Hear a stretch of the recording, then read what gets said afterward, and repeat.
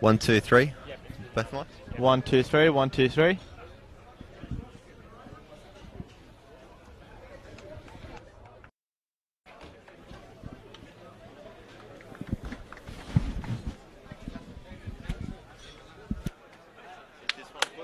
One, two, 1, 2. Yeah, it's good. 1, 2. 1, 2. Yeah.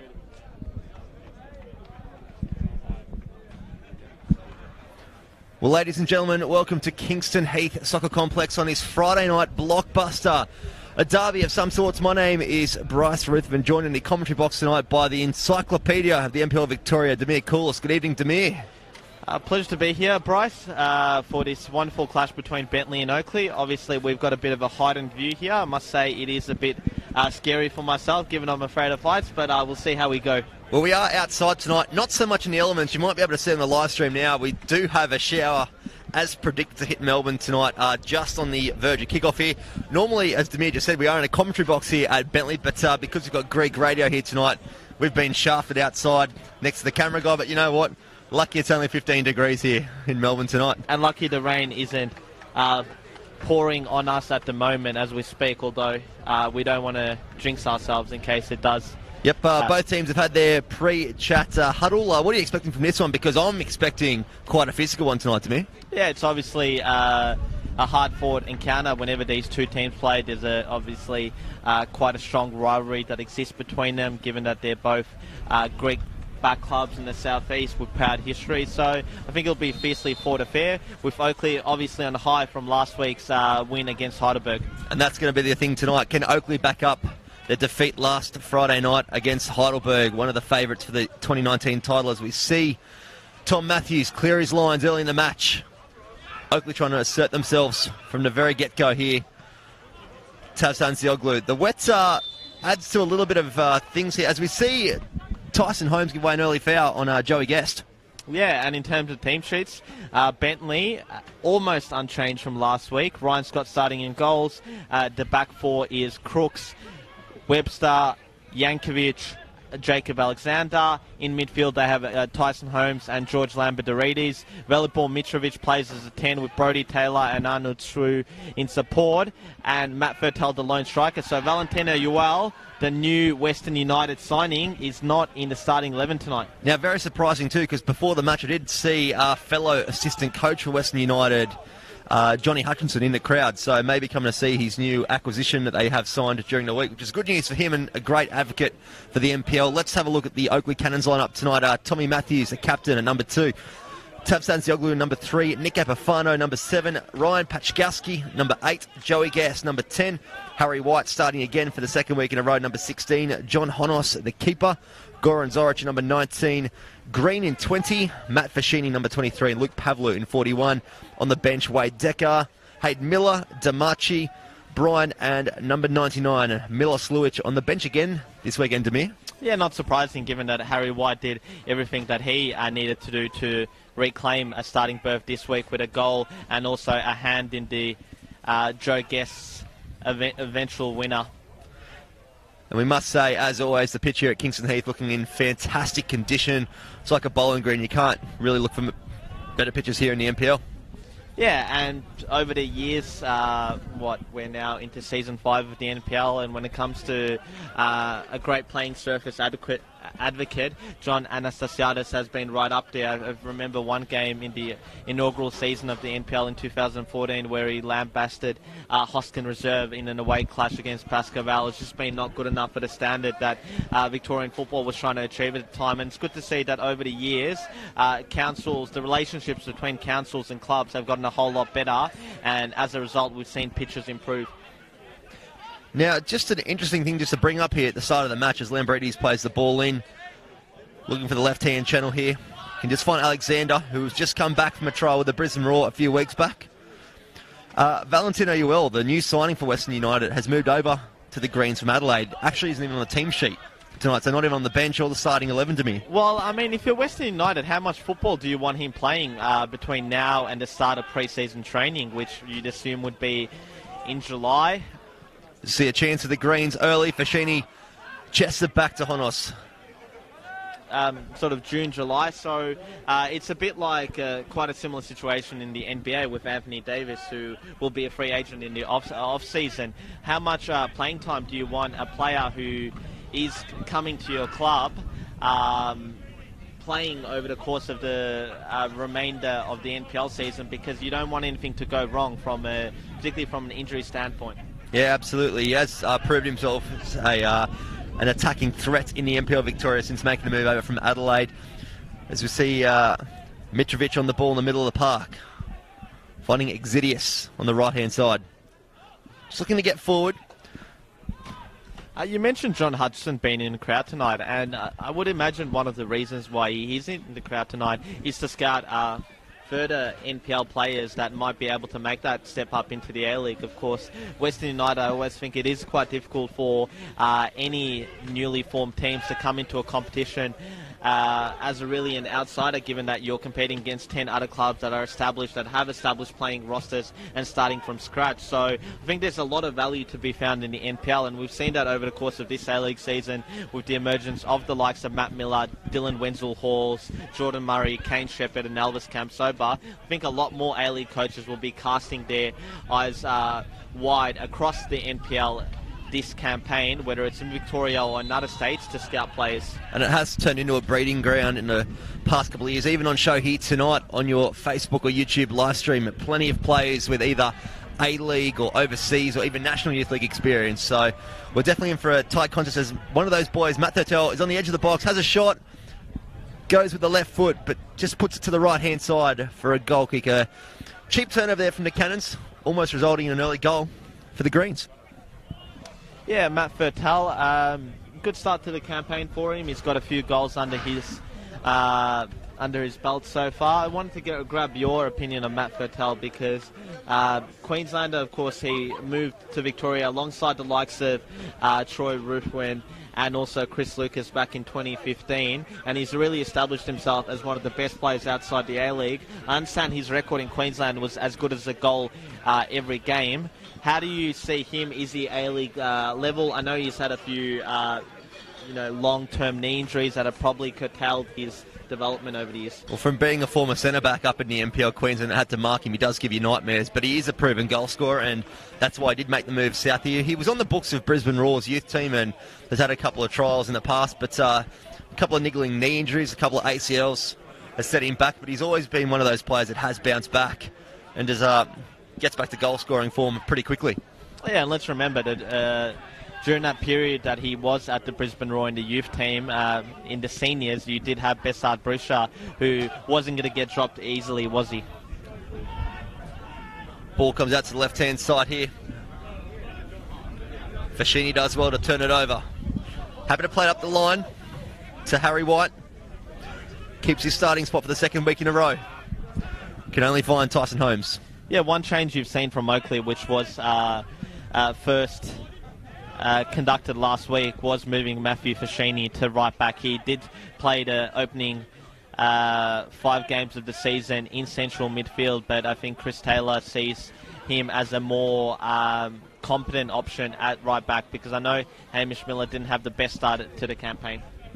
Yeah, and I'm expecting a bit of a different formation as well from Oakley tonight. As I mentioned at the start of the broadcast, I'm expecting personally a physical Oakley Canons. Obviously, we know Bentleigh Green's one of the best playing teams in the competition this year, and they have been for the past couple of seasons. As we do see the Greens going forward, and the referee does award a free kick. Yeah, great play there by Velibor Mitrovic to get himself 3 and essentially dribble past 2 Oakley opponents there. But it'll be interesting to see with Oakley. I mean, it is sort of a bit surprising that we're, 7 rounds into the season. Yeah. And Miloš Lujic is actually commencing games on the bench. I mean, last week he came onto the field to play in the 89th minute, so I don't think a lot of people would have predicted that coming into this campaign, given his pedigree. Now, just looking at the Bentleigh Greens lineup tonight, the number 6 jersey, Taylor, he looks like to have taken UL's spot in a starting 11 tonight. Yeah, he has, and he did score last week in what was his first start of the campaign. He has been used primarily as an impact player for the Greens since moving to Kingston Heath Soccer Complex halfway through last season from the Melbourne Knights. Of course, Brodie Taylor, another player who has championship credentials under his belt with Edgeworth up in northern New South Wales. So he's definitely one to keep an eye out for.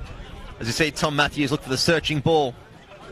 Ryan Scott out of his 18-yard box, slide in and clear his lines. He's another one that will definitely want to put in a good performance tonight with the assistant coach for Western United, John Hutchinson, of course, with his own coach, Johnny Anastasiadis, here scouting some talent. I was just about to say the exact same thing, and interestingly, if you believe the rumours, Mark Rudin will be the Western United coach. I think it'll be announced either later in the A-League season or once the A-League season wraps up. And from the rumour mill, he will be bringing across Philip Curto, the Wellington Phoenix's Polish goalkeeper, to Kardinia Park. But I imagine Ryan Scott, as a second-choice goalkeeper, still relatively young, would be a good pickup for Western United if they were to sign him. Yeah, for any A-League team. As a matter of fact, as we see the Greens, look for the long option. You don't normally see that from the Greens. They do well on the right-hand side. Look for the cutback. Trying to find Matt Thurtell, just can't quite finish it off. On the edge of the box. And it will go out for a Bentleigh Greens corner. 9 minutes played here, the score 0-0. Two strong lineups tonight, as you see, week in, week out from both clubs. Obviously, Bentleigh Greens having a great start to the 2019 campaign. Oakley Canons coming off a win last week against Heidelberg. A bit of an upset, you could say. Corner's whipped in from Lambatarides. Finds the back post and finds Jankovic, who hits a crossbar, and the follow-up goes in. Matt Thurtell claiming this one, and it is the Bentleigh Greens 1, Oakley Cannons 0 in the 10th minute at Kingston Heath. Yeah, brilliant rising header from Marko Jankovic.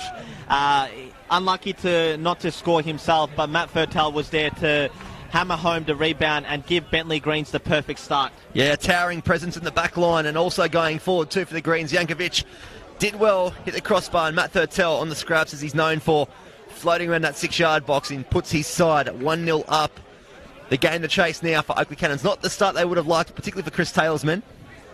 Yeah, definitely, and I cast my eye back to a fixture between these two teams, the reverse fixture between them back in 2015, and that was the first time that Matt Thurtell had actually played against the Oakley Cannons, and from memory he actually scored the winner that night. He broke a decade-long plus winless streak for the Bentleigh Greens against the Oakley Canons at that venue, and it was unfortunately the game after the following week against North Geelong Warriors. He actually did his ACL, so he's had a number of setbacks, but whenever he has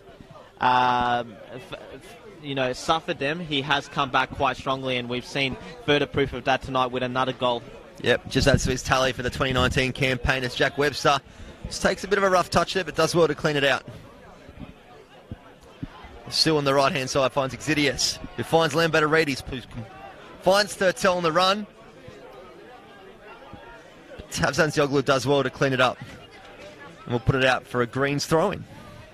One thing that any coach, I guess, would be quite impressed with would be a player who's quite versatile that can slot into a number of positions. Marko Jankovic, who's another player that did come across from Queensland, having previously piled his trade for Lions FC, has been another impressive acquisition for the Bentleigh Greens. He's into his third season at the club, and it just shows the merits of Bentleigh Greens' recruitment process, that it is heavily targeted in Queensland and also across Australia. And he has been deployed as a holding midfielder in the opening rounds of the NPL. As we see another corner just moments ago, we did see an opening goal from Matt Thurtell from a very similar situation.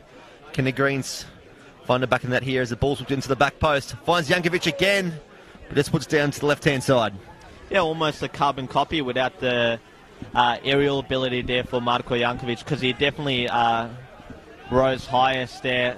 Oakley really struggling with set pieces early on here, and I think that they need to get better, because Bentleigh's really one team that over the years has been able to hurt a number of opponents at set pieces. And in terms of a height comparison, there's not really anyone that can match up with the height of Jankovic. He is a tall presence there at 6'4" at the back, as Jack Webster's happy to clear his lines to the clubhouse side.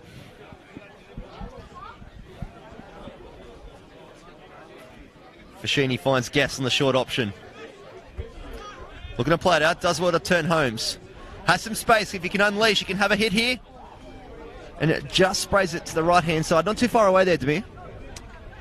Yeah, not too far away indeed. Interesting with Oakley, despite the disappointing start, I would have thought that one player who's really caught my eye has been Joe Guest. He's tallied up 3 goals so far in 6 games, as well as an assist. So he's definitely been, from the Oakley squad, their sole real consistent performer across the 6 games in win, victory and defeat. He has been a quality addition to Chris Taylor's squad. I guess it's a matter of time really before you expect the other signings to wake up, because if they can start firing, I'm sure they'll surge up the ladder. Well, I did see a couple of comments through the week that they have got a sleeping giant in Milos Lujic, who hasn't found a net this season in 2019, but everyone knows his qualities. When he does find some form, he'll be banging in goals for fun on a weekly basis. I think we mentioned last week on air at the Kingston Altona Magic game, Bryce, but he did sort of have a Kepper-like moment in that game on the game that I called. Yeah. Fortnight ago against Altona Magic, where it was the 80th minute. They were chasing a goal, Oakley being down 2-1, and he was being substituted, and he didn't want to come off momentarily. Of course, he accepted it, and without much fuss in the end, but I can imagine he'd be feeling quite frustrated with his start to the campaign, because he is, a proven goal scorer at this level who we know can do so much better. Ball's whipped into the edge of the 18-yard box, only finds Epifano.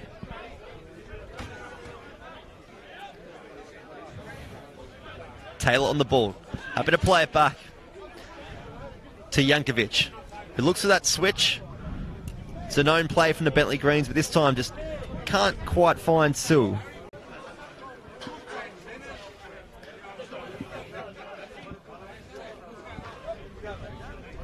Oakley happy to keep it out.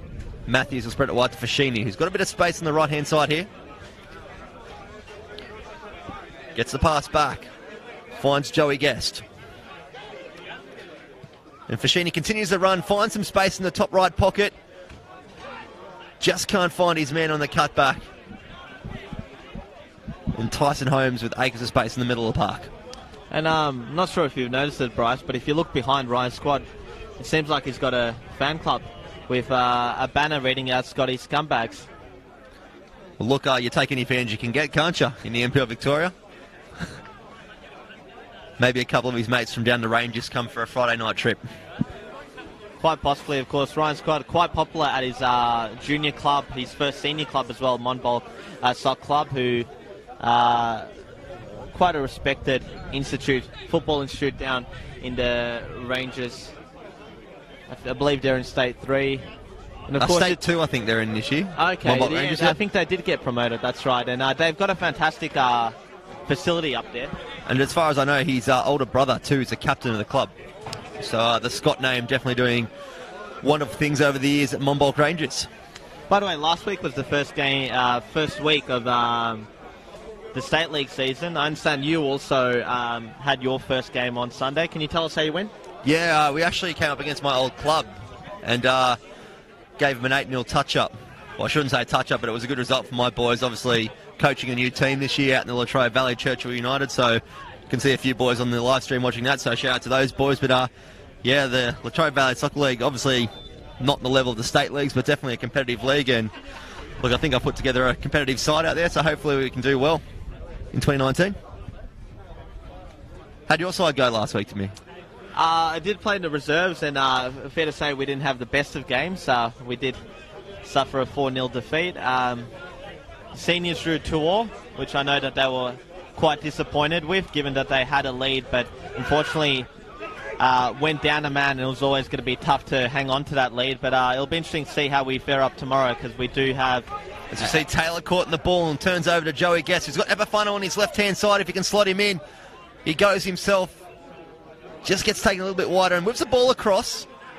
Not a bad little option there. I think the ball was on for Epifano if he could find it. Don't forget too, we are on Facebook Live and on YouTube as well, which means we can get your comments coming through as well. We will read out the best comments across the 90 minutes. Plenty of action here, and of course plenty of action too across the NPL Victoria Facebook and YouTube page. We've got the Dandenong Derby, the first in NPL history tonight as well. I'm expecting a juicy one from that, to me. Yeah, very much so. The only disappointing thing that I have to say about that is just the fixturing of the contest, which clashes with this one. A lot of football mad people here in the southeast that would have, I'm sure, attended both games if Absolutely. it was possible. But obviously the clubs themselves do have a preference to play games on a Friday night. They see it as best, the best way that they can attract fans and get as many people through the gate. So I'm sure that it will be one of many clashes throughout the course of the year, which perhaps maybe proves counterproductive. And of course, this is one of those other derby games in the southeast. Always a bit of feeling in these games between these two sides, as we've seen in previous years. No doubt tonight will be no different, as we see. The ball hobbling around the 18-yard box for the Greens, but it's cleared by Joe Guest. Finds Jack Webster, as we see a light sprinkle. Return to Kingston Heath.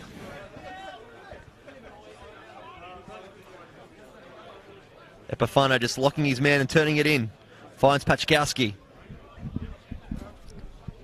Got a question for you, Bryce. Can you remember the last time a player who has been well known to be one of the most prolific strikers in Victorian football, particularly down at the State League 1 level, Ryan Pachkowski, get turned into a left back essentially? I can't remember the last time a player who was known as a centre forward ended up being a left back. No, I think it'd be many years from what I can recall. If you do know of someone, feel free to put it in the comments on the Facebook Live stream.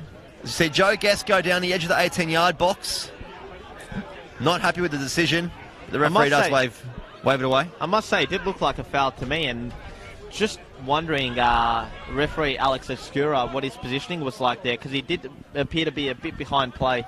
But we'll give the official the benefit of the doubt as Zorich wins back possession. He finds Harry White, who's got the chance here. But Zorich has a shot. And Ryan Scott gets down well to his left-hand side to par it away. The Greens in no rush to play it out. And Alexander does get caught in the ball and gives away a foul. Thought that was a foul there on Luke Pavlou for just dropping a shoulder a bit late there. And the Oakley player's calling for a yellow card here. Yeah, I'm not a big fan of players putting pressure on the referee to book opponents, but it happens on numerous occasions across the weekend as Oakley take a quick one. Yeah, Epifano trying to find Joe Guest through the channel, just can't quite make the pass. And Mitrovic plays out to Taylor, who's brought down. Now, Bryce, I need to ask you, are you a fan of the peroxide on Brodie Taylor? Look, it's not my style, but I think if someone wants to visit their local barber and get it done, good luck to them. That's not my type of thing. What about yourself? I couldn't imagine you with a bit of bleach through your hair. No, although it has proven increasingly popular, particularly over the summer. So I do wonder whether, like many hairstyles over the course of the last decade, whether it's just a phase that's going to die down pretty quickly. Goran Zorich with some space in the middle, just plays the wrong option. Oakley Canons had numbers there going forward too. Fashini just looking it back to Matthews. Who would have the best hairstyle in the NPL at the moment? It's a very good question. I'll get back to you with that one as I think about that. There's a boy in the under-20s at Dandenong Thunder, I saw the other week, number 41. He's got a bleach top, black ring around it, and he'd have to be up there as Zorich takes the hit there and just goes over the crossbar. Jonathan Gamano has one of the more recognisable hairstyles. Yeah, definitely quite a list to choose from. I don't recall anyone being a sort of a Valderrama-like flamboyancy. Well, gone are the days of the man bun. Yeah, they just seem to have disappeared off the face of the earth. And even Troy, I remember. Yeah, my back in the brother, day. who was known for it, actually, he's kind of brought it back. It's almost there. He tried it last week in the game against Kingston, and it's his first game wearing it. I don't know if it suited him or not, but... Well, you had a number of them at Bentleigh that practiced that look. I remember him, Stephen Topalovic at one stage also had it. You see Yankovic on the ball playing in Tyson Holmes. He's got some space, finds Jack Webster. Plays Exidius, happy to keep it in the back line. When it comes to recognisable hairstyles in the NPL, surely you can't go past Corey Sewell at the Melbourne Knights. Yeah, the sideshow bob look. Played a bit of futsal against Corey in the Futsal Oz competition and earned a bit of a name for himself as Sideshow Bob, or the coconut tree as well. So whatever you want to go with, it does definitely stand out. Thurtell, one of those men this year with a ponytail, heads it on. Find someone with no hair, Tommy Matthews. Up against his former club, of course. Correct. A loyal servant to the Greens over many years, but it didn't end well in sort of the middle of 2015 when they needed to vacate a visa spot to sign Ryan DeVries, and ultimately Matthews was the player who departed. Plays out to Zorich. Look at the take on Brody Taylor. Can get a ball across, but only finds Jankovic. Fashini just looks at the shortcut. Brody Taylor does well, but loses out, and Fashini's on the right-hand side with some space, whips the ball across. It does seem to catch the wind, and Epifano can't do much of it. You might see on the live stream as well, there's a bit of a sweeping light rain breeze coming across the pitch in favour of Oakley Canons at the moment. Do you think if you're the Canons, you're looking to use this wind while it's up, because it sort of has stopped in the opening minutes and will come back? Yeah, particularly because it'll be a nightmare for goalkeepers and defenders to deal with. And especially the fact that it's the first real time this season where we've had such rain pour. See Mitrovic on the ball. Finds Brody Taylor on the left-hand side, who whips the ball into the back stick. Can only find the hands of Honos, who releases quickly to Pachkowski, who's a bit higher up the pitch. Plays it back to Luke Pavlou.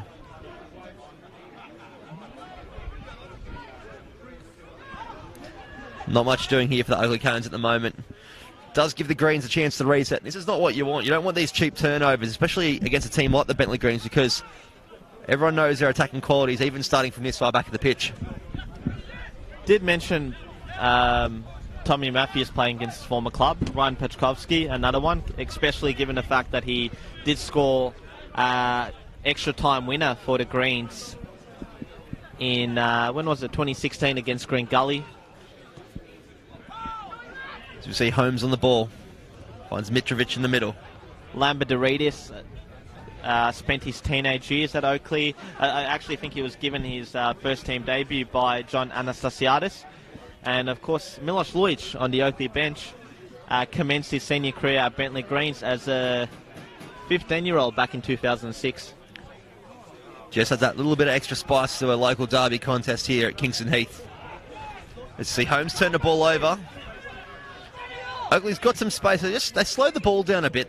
That's an opportunity there for the Canons to go forward with a bit of pace, as you see Goran Zoric turn the ball over. But Epifano does end up back with it on the halfway line.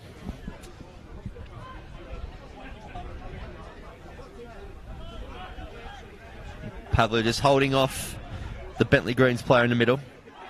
And Joey Guess drops the shoulders. You do see the rain coming down a little bit heavier now here at Kingston Heath. Winter is definitely coming, Bryce. Yeah, well, look, the weekend forecast, 16 and rain all weekend, so not too great if you're playing over the remainder of the weekend. I'm sure you'll see plenty of mud this week. And quite possibly for the first time in the season at many grounds. Most grounds, I'd say. That's true. As you see, Alexander put a ball through for Thurtell, who's got some space if he can meet it here. He's got Tom Matthews in front of him. He'll try and take him on, get onto his right foot, whip the ball across and finds the goal at the far post. Matthew Thurtell with his second goal of the night. The Bentleigh Greens 2, Oakley Canons 0 in the 22nd minute.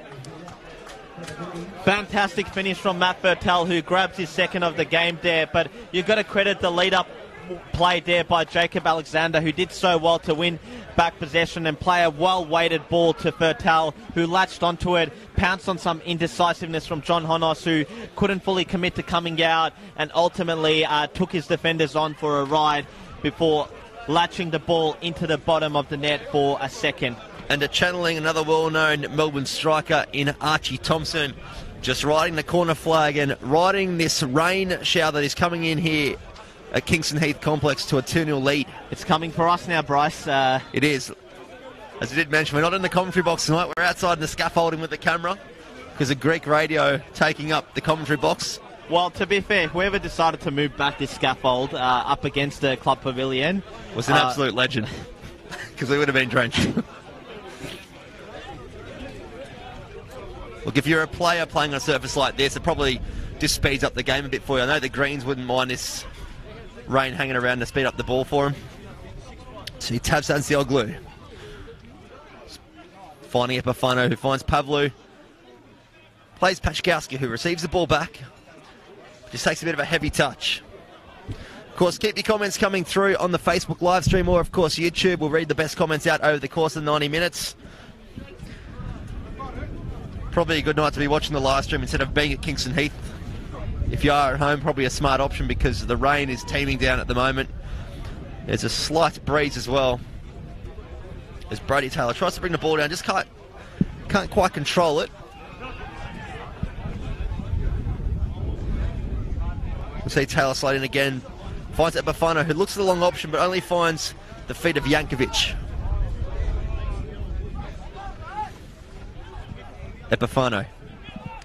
Of course, plenty of action to choose from tonight with 3 other NPL Victoria games taking place. We did mention the Dandy Derby, but you've also got Pascoe up against Kingston City at CB Smith Reserve, as well as Port Melbourne Hume at JL Murphy Reserve. And I add into that the A-League fixture between Brisbane Roar and Sydney FC. Now, Bryce, could I ask you, based on the success of Dylan Wenzel-Hall's, quite a prolific striker in Queensland, I mean, are a lot of people up there still aware of the fact that Matty Fertel is banging him in at quite a consistent rate down here in Victoria?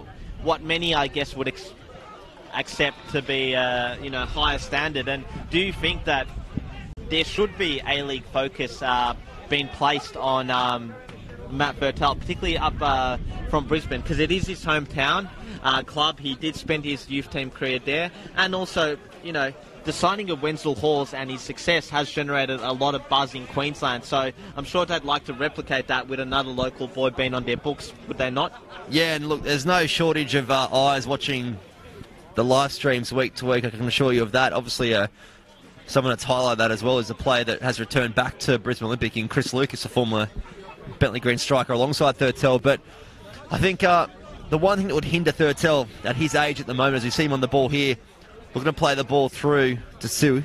Commentator's curse right there. Absolutely. Would be his ACL injuries in the past. Obviously, he's got a bit of an injury record behind him, 2 ACLs in the past 4 years. So I suppose that's one thing that a medical team would look at in terms of Thurtell. Obviously, he's got the talent there, but it's just a matter of trusting that knee, and he must have a lot of trust in it to be back playing at this level again, and obviously the form he's in. They've got a great medical team here at Bentleigh Green, so obviously look after him as well, which helps. But yeah, I think he wouldn't look out of place playing in the likes of Brisbane Roar or another A-League team. As you see, Tommy Matthews, the Englishman, on the ball. And I guess as Kane Shepherd has proved, you can be in your mid-20s and you can still be quite a success in the A-League. One man hoping to make his mark potentially in the A-League next season if he can find a spot somewhere, is the Bentleigh Greens goalkeeper Ryan Scott, who's just marshalling his troops to the back. Encourage them to get forward as they are now here. Through Lambertarides, who was looking for the second ball, but Pachkowski at left back there does well. Great tackle. Not a striker's challenge indeed. Pachkowski can definitely tackle, and must say, like many, I'm surprised that Chris Taylor has persisted with Pachkowski at left back, but that might just also suggest that he's too top heavy going forward. You look at who they've got on the field at the moment, but you look at their bench: Wade Decker, Miloš Lujic, Marcus Demanche. Green can play further forward, so they're certainly not light in attacking stocks. And you add to that the fact that Dean Piemonte departed the club quite late on in the off-season. And the way that Chris Taylor has been setting up his side, there's no doubt that he's going for pace in that front three. And Pachkowski, not the slowest player going around the Canons this year, but obviously, as you said, maybe a bit heavier than previous years in terms of an athletic sense as well, not in terms of an overweight sense, but definitely looking a lot stronger on the ball. Maybe Chris Taylor sees him as their left back for the season. It's a funny one, though. How do you transition a striker to a left back? What do you do at training with them? As you see, an opportunity here for the Bentleigh Green. Sorry, Demir, we'll get back to that one. Brody Taylor on the left-hand side here. Looking to take on Matthews again. Finds Mitrovic, who plays off to Lambatarides, who has a shot. And the keeper gets a great touch to his right-hand side, puts out for a Bentleigh corner. Fantastic save there from John Honos to prevent his side from conceding a third goal. Now, we did mention that A-League game on tonight between Brisbane and Sydney, and we did also mention the heavy Western United flavour here with Anastasiadis, Ual and John Hutchison being present at this fixture. I guess further good news for them is the fact that Aaron Calver fired Sydney FC into a first-minute lead, and that's what the scoreline remains. As you see, Lambatarides, former Brisbane Roar player, whipping the corner in for the Greens. Can they find ahead of Matthews? We will find the man that's been on trial with the Brisbane Roar, Alexander, who plays Lambatarides back in, whips the ball across. And it's a corner to the Bentleigh Greens. The surface holding up well here at a wet Kingston Heath. Just noting out here as well, got a comment coming through from Billy Webster. Jack Webster's mum and dad enjoying the coverage from a very sunny Leeds in England. It's one time I'd say we're jealous to not being over in England. Leeds in March being sunny. That's the first. It is very unusual, and obviously a bit unusual for this kind of weather this time of year here in Australia. You see Epifano clear his lines on the edge of the 18-yard box, but can only find Tyson Holmes, who plays it out to Alexander. And Lambatarides just quite can't keep it in. Quick score check around the grounds, Bryce. Cascavel have gone 2-1 up against Kingston City with Davey Van Schip and Nick Georgopoulos, the goal scorers there. Alex Kniglia has pulled the goal back for the visitors. Dandy City, who are bottom of the table, with a 2-0 lead against Dandenong Thunder in that Dandy derby. 2 goals inside the opening 15 minutes. We will wait for confirmation on who those goal scorers were. And finally, Port Melbourne with a 1-0 lead over Hume City. And we don't have a goal scorer for that one either yet. Yeah, plenty of NPL action around as we see. Jankovic just sent the ball over to Fashini on the edge of the 18. And the shot there from Goran Zoric just goes to the right-hand side of the uprights. Plenty of action around, as we said. 4 NPL Victoria games on tonight. Also the Brisbane Roar Sydney FC A-League games. If you're a football fan, definitely no shortage of action. And the reason why I mentioned that goal scorer for the Brisbane Roar Sydney FC game is that Aaron Calver has signed on for Western United for the upcoming A-League season, which gives them a more A-League experience. Obviously, Calver has spent the last 7 seasons at Sydney FC as a bit-time player, but it may be a good opportunity for him to become more prominent with the new A-League debutants. And you do want to see some of these youngsters getting some game time. Obviously, a lot of the signings announced by Western United have been youngsters so far, apart from the marquee player who's now in Melbourne, enjoying his time. As you see, a short corner from the Greens. Whipped in. And a great save there from Honos down to his right-hand side. Oakley just trying to clear it. And they do well. Ball finds it all the way back to Bentleigh Greens keeper Ryan Scott, who will play it short again to Exidius. One man that started a 2019 campaign on the bench after going over to Europe for a, a mid-pre-season trial. From what I've been told, wasn't favourably looked upon in his quest for a starting spot in the Greens lineup this year. Yeah, was he in Cyprus, James Exidius? Yeah, went over to Cyprus and Greece to have a trial apparently. And was that with Apoel, Tommy Orr's former club? I think it might have been. I think it might have been, yeah. Confirmation of the goal scorers for Dandenong City. It's Zach Thompson and Dean Piemonte that have fired Hajduk into a 2-0 lead. So I'm sure all those at Frank Holohan Soccer Complex supporting the home side will be delighted to see their team make a fast start to this one compared to the shocker that was their trip to ABD Stadium last week, where they were 4-0 down at half-time to Hume City. And of course we do have some FFA Cup fixtures coming up, where we will see the introduction of NPL teams over the next couple of weeks, particularly over the Easter long weekend, as we see Jack Webster try and find Thurtell. He can't quite bring it down, but Sue on the right-hand side can't get it under wraps. Epifano on the left-hand side. Looking for Joey Guess, who just can't quite get it to his feet. And Tyson Holmes look for that option for Thurtell again. Not happy with Thurtell. The conditions playing a part in that pass. We have got some big games coming up in the FFA Cup, Demir. We do see Bentleigh. They travel out to my neck of the woods, out towards Gippsland to Warragul. Yeah, that'll be an interesting clash, and intrigued to see whether is Oakley United the club that Luke O'Day plays at? Correct. Because he's a former Bentleigh Green player. Correct. Oakley. Who have Oakley drawn from memory? Struggle to recall, to be honest. I just saw the scoreboard put up Bentleigh versus Warragul. So that's how I got my information. The trusty scoreboard here at Kingston Heath. As we see plenty of space here. And a handball on the edge of the box. The referee waves play. He waves it away. Let's play continue. Epifano in the middle. Has some space. He runs into trouble. And a cheap turnover there. A man with much experience in the NPL. Finds Brody Taylor on the left-hand side here. Taking on Tom Matthews, who goes to ground. Tom Matthews not too happy with that, and he's letting him know. There's a bit of a scuffle here. Referee want to get under control, and Tatsats Oakley runs over. You don't want to see the players running in. But Tom Matthews really looking to infuriate Brody Taylor there for going to ground. And the referee's got everything under control here at Kingston Heath. He definitely let Brody Taylor know all about his disgust at, I guess, Taylor looking to perhaps go down.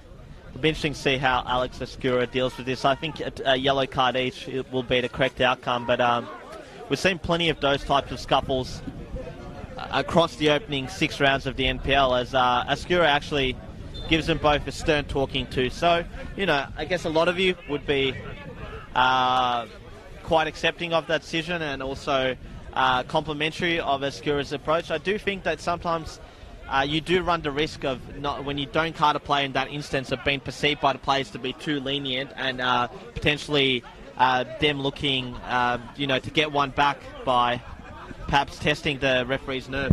And it is a local derby as well. If you're not from Melbourne, these two teams separated by only a couple of kilometres here in Melbourne. So, bit of feeling in this, as expected, and has been over the past couple of years. If you have just joined us here in the 41st minute, the Bentleigh Greens do currently lead 2-0 over the Oakley Canons. Matt Thurtell, the Bentleigh Greens centre forward, with 2 goals against his name on the score sheet. As we see Honos happy to put his foot in the ball, looking for an option. Does go long, looking for Harry White, but finds the head of Jankovic, and Harry White does stay down,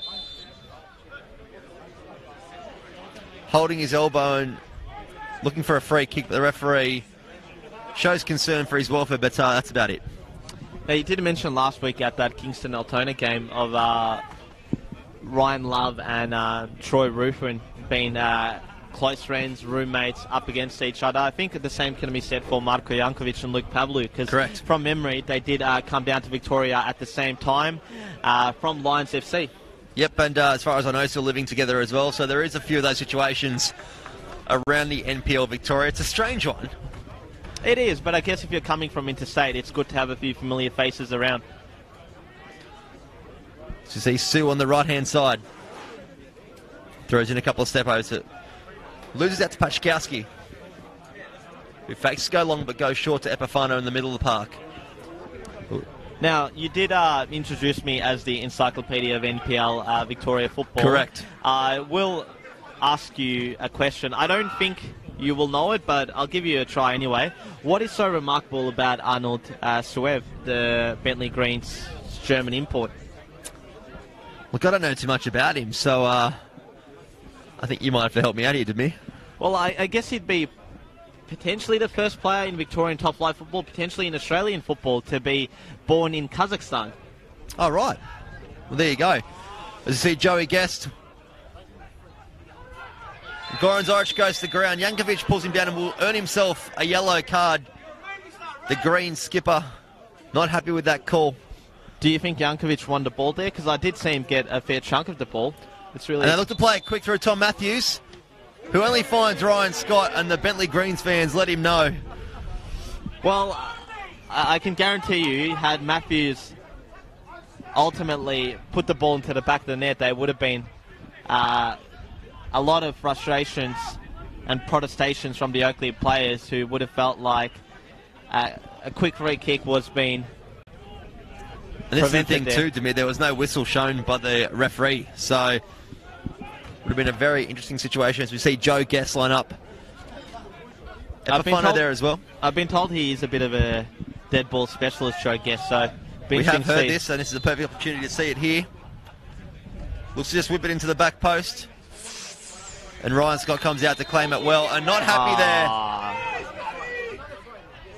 And there's a scuffle that breaks out in the 6-yard box here. Every player on the pitch, bar Matt Thurtell running in.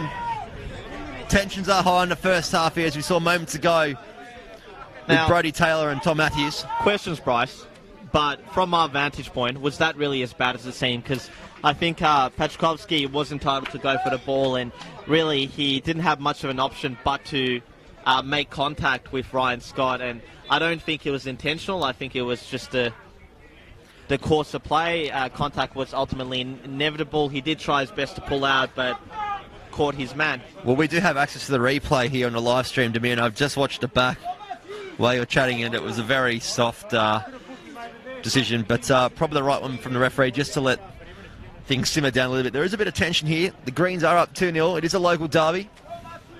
I think he also wants to call Tommy Matthews over and give him a yellow card. And, you know, the point that I would make is that if he books Tommy Matthews over there, do you think that Tommy Matthews will, get himself stuck into a scuffle like that so quickly? Well, I'm going to put it out here, Demir, now. Tommy Matthews will get sent off tonight. Oakley fans might not like that comment, but the way he started this game, he's pretty heated. Obviously being a local derby here in Melbourne South East tonight. But hopefully he can keep his cool over the remaining 50 minutes. As you see, Ryan Scott, the Bentleigh Greens keeper, with a free kick that he did earn about 3 minutes ago. Plenty of stoppage time to come in this first half. Finds Mitrovic, who heads it back to Tyson Holmes and plays it long, trying to find Brodie Taylor, but can only find the hands of Honos, who releases Fashini on this right-hand side. Plenty of space, making Matt Thurtell work all the way back to his halfway. Finds Pavlo in the middle, who finds Tavsaz Oakley. Plays in Pachkowski, who will go himself on the left-hand side. Looks to whip it in, but wins his side at corner. Update, Port Melbourne 2 goals up now against Hume City. So for a team that's been quite goal-shy over the course of the opening 6 rounds of the NPL season, good to see Adam Piddick's men get a couple to their name right before half-time. And another Queenslander as well, this time in the coaching form, as we see Joe Gass whipping a corner. Finds it Bafano on the edge, who looks to have a shot, but is cleared by Xidius. The Greens fans encouraging their boys along, looking for a third goal before half-time. I guess it tends to be a common theme in games that are commentated between us two, Bryce, but we do end up spending quite a lot of time talking about NPL Queensland in terms of the play, predominantly about the players, but I guess, one of the benefactors of a potential second division would be football in the state of Queensland and footballers from Queensland that might not necessarily have to move interstate down here to Victoria to pile their trade at a professional or semi-professional level, because I think one of the biggest shames with the A-League is that for such a large state, both geographically and population-wise, Queensland only has one representative in the Brisbane Roar, having had 3 earlier on in this decade. As you see, a former A-League player from the Melbourne Victory, Fashini, releasing Joe Guest. And the referee happy to play the 2 minutes of added time here at Kingston Heath. The half-time score, the Bentleigh Greens 2, Oakley Canons 0. Demir, thoughts on the first half? Look, well-deserved lead going into the break for the Bentleigh Greens. They've been prolific up front. It caused Oakley plenty of problems. I think still a lot of work to do for the Oakley Canons, particularly given the fact that they haven't really tested Ryan Scott to as much as they probably would have wanted, and given the fact that he's been in inspired form, you don't want to be not taking a lot of your chances and opportunities. Bentleigh Greens on the outside have been anything but wasteful, because they've been tremendous going forward and have had a steady control over the contest in these opening 45 minutes. Well, plenty of work to do for Chris Taylor's Oakley Canons. Jonna Anastasiadis, no doubt the happier of the two coaches, as it's 2-0 here in favour of the Bentleigh Greens in this southeast Melbourne local derby. It's also sort of lucky time for myself, Bryce Ruthven and Demir Koulis. We're back in about 15 minutes here on the NPL Victoria live stream.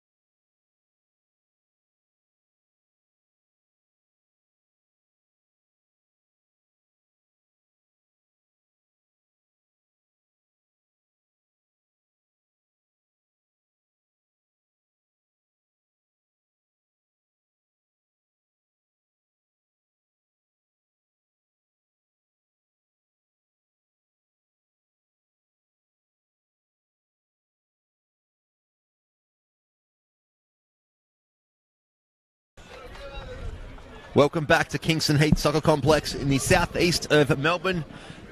Bryce Ruthven, Demir Calls with you, taking you through this second half action. If you have just joined us during the half-time break, the Bentleigh Greens currently lead the Oakley Canons in this local derby 2-0 as the referee starts us off again, and it was that man that started off the play, Matt Thurtell, with 2 goals against his name, Demir. Yeah, very impressive first half from both Matt Thurtell and the Bentleigh Greens.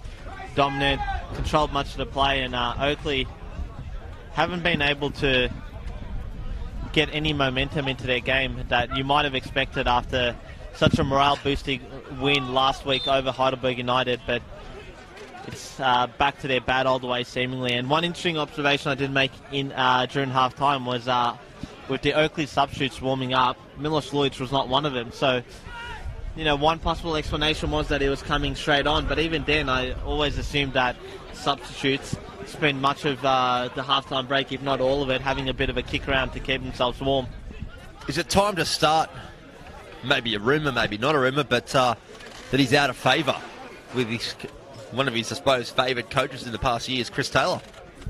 Potentially, but I think, you know, if you're Milos, you would know yourself that your form hasn't been good enough, but it's really just how much faith you have in him in terms of getting back to it. And of course, you do have Harry White, who, you know, comes in as a visa. Clubs generally don't sign a visa player if he is going to be a second choice striker, and I think that with White, it provides some healthy competition. It's just really a matter of time before we see Lujic get back onto the field, and hopefully for his sake he can get a goal or two to reclaim that starting berth. Pachkowski on his near-hand side. Looks to find Zoric, who just seemed to be a bit stiff coming out of the half-time break. Webster plays up the line to try and find Thurtell, and Oakley does well to put out of play.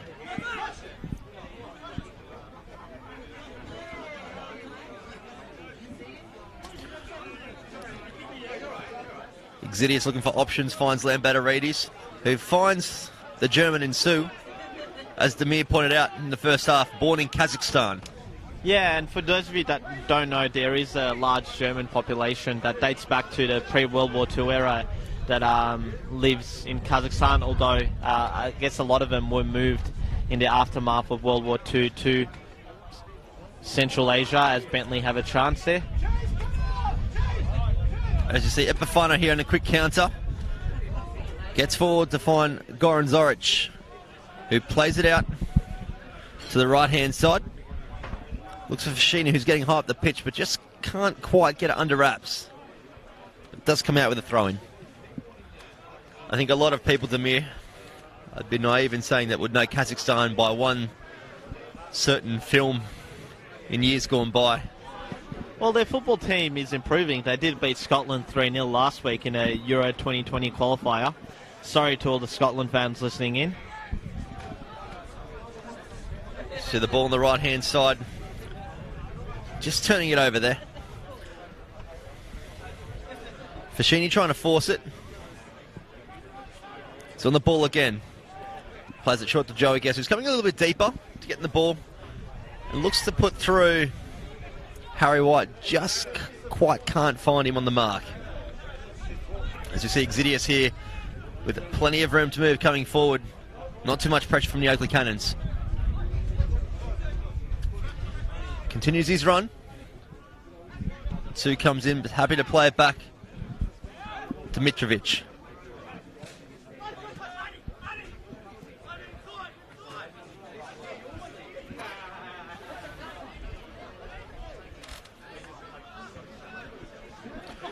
A pretty slow start to the second half to me, you must admit. Obviously, yeah. Bentleigh Green's happy with their 2-0 lead, and Oakley not really looking to push too much in these early stages. Well, look, they'll look to consolidate their grip on this contest. They have been fairly untroubled by Oakley in that first half. You see Lambertaridis played out to Brodie Taylor on his left foot. Finds Honos, who puts it out for a corner. The Greens definitely looking the more positive of the two sides at the moment in the opening stages of the second half.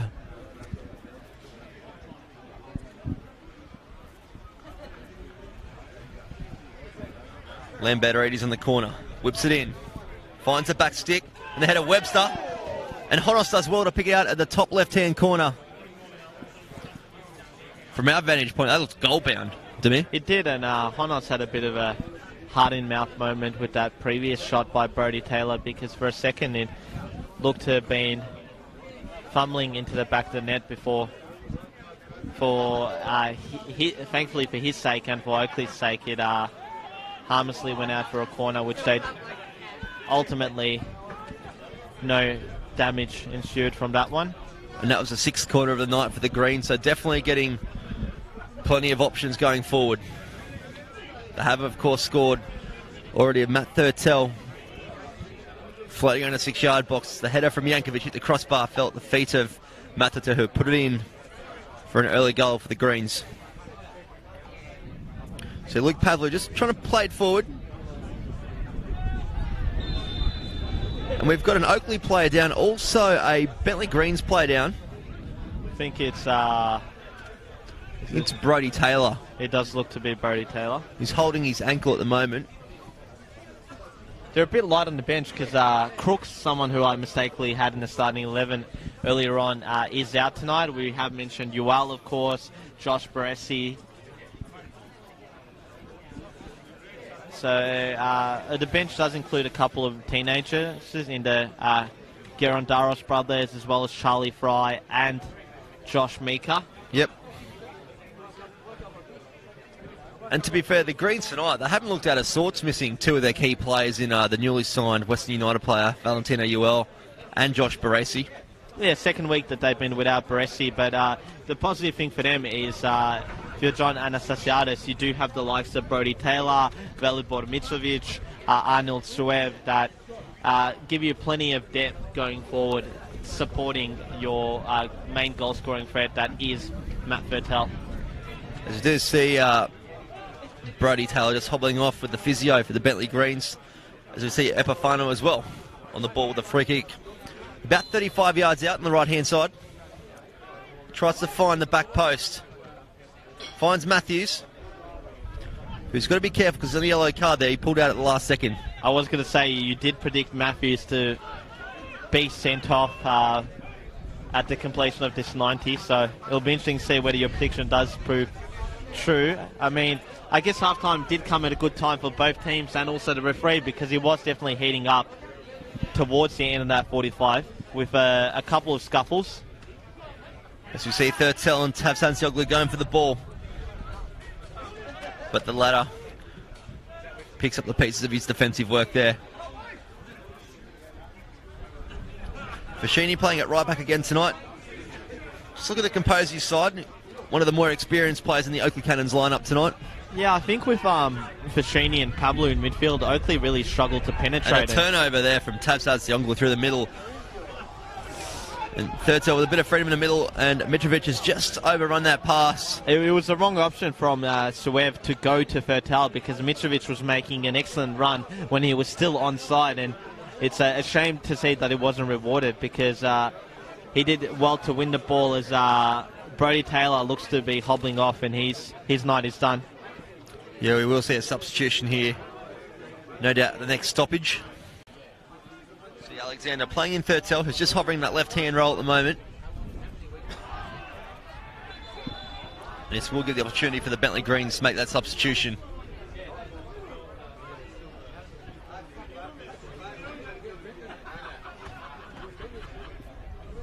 And it will be Brodie Taylor being replaced by number 16, Mika. Yeah, Josh Meeker, South African born from memory, did join Bentleigh at the beginning of last season after a couple of years spent in the lower leagues of Spain.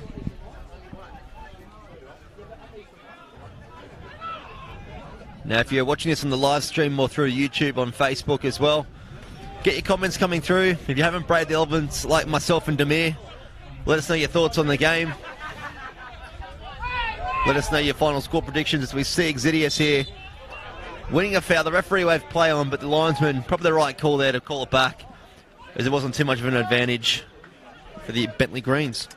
Yeah, and Exidius, we were talking about NPL hairstyles over the course of the first half. Exidius, a bit of a changed look this season. has lost his long locks. Gone to the shorter haircut. As we see Alexander on the left foot here. Looks for the front post, but no option there for the Greens. He does regather the follow-up pass from Pachkowski.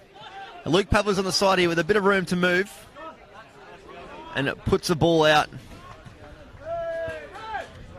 And the Oakley Canons not too happy with that bit of play there. Yeah, I think Zoric's quite frustrated, and rightly so, that Pavlu didn't reward his run. Thought Epifano did well to retrieve possession back after a giveaway there.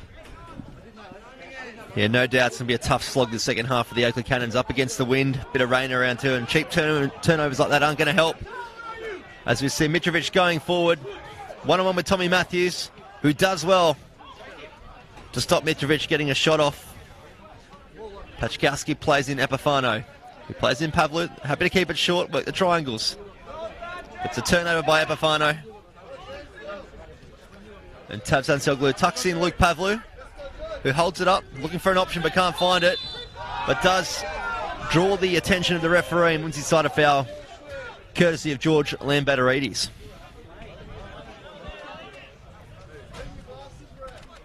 Former teammates, Lambatarides and Pavlu at Brisbane Roar. Correct.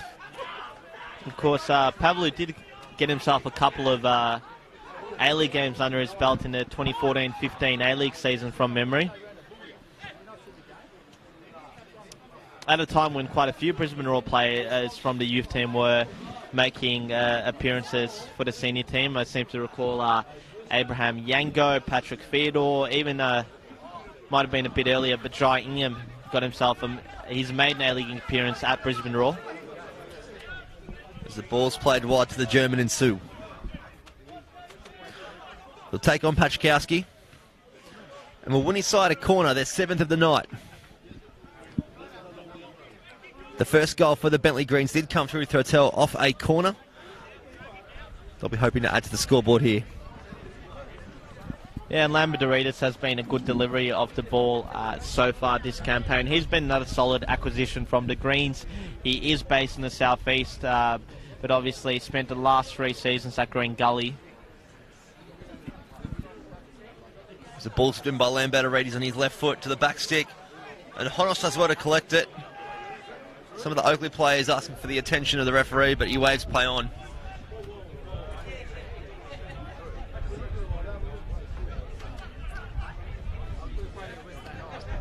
Fashini plays it in to his goalkeeper in Honos.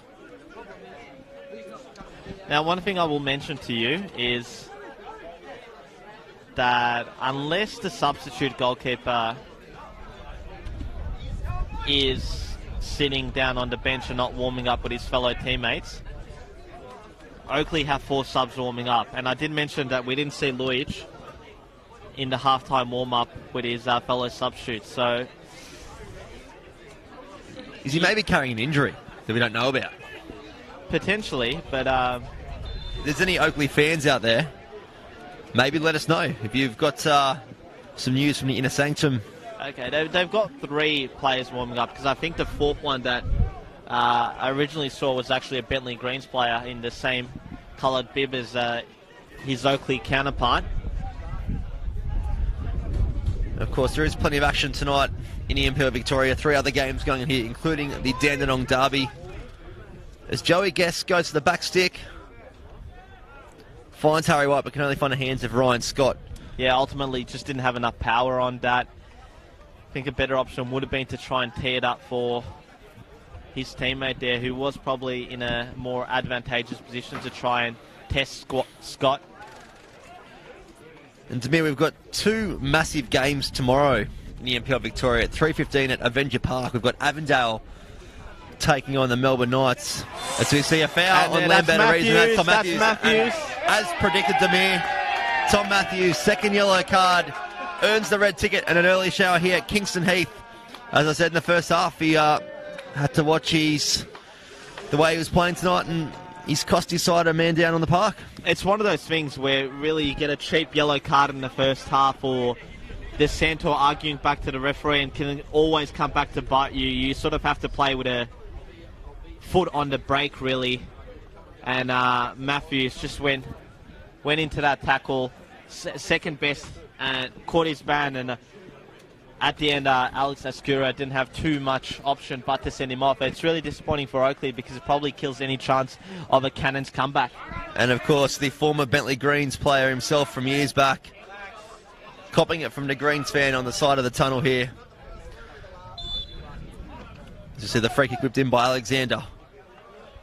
Finds ahead of Thurtell, who finds a short and finds Webster, who's offside. It's a good finish. Was a nice little tuck-in. You wouldn't know he's a centre-half. Any chance a centre-back ventures forward usually ends up being a positive thing for their team. But no different now, unfortunately, with the offside call.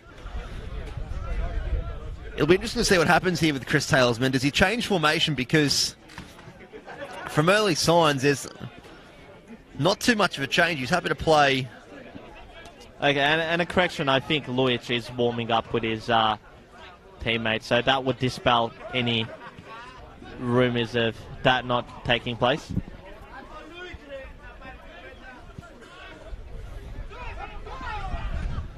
Holmes plays it up the line, trying to find Thurtell, who outpaces Tabsansioglu, who does well at a last gasp chance, but is happy to put the ball out. The other big game tomorrow, Tamir, is at Olympic Village. Heidelberg taking on the Altona Magic. Two very good games as well, given the respective pedigrees of all four of those teams, really, where Avondale and Melbourne Knights, of course, the top of the table clash, and Heidelberg and Altona inside that top six, and Altona coming into some really good form of late. Maybe not the best performance last week against Kingston, but ultimately got all 3 points. I see Bafano having a chance here, but he's called offside. I think that was a bit of a late call there from the assistant referee, because I actually thought that Jankovic kept him on side in the middle of the park there. Late call, but I think it might have been the right one. A bit tough for us to tell because we weren't in line with it, but I will tend to differ with your viewpoint. I think Epifano might have just touched offside there. As you see, Exidius on the right-hand side finds the back of the head of Pachkowski, and it will go for a corner.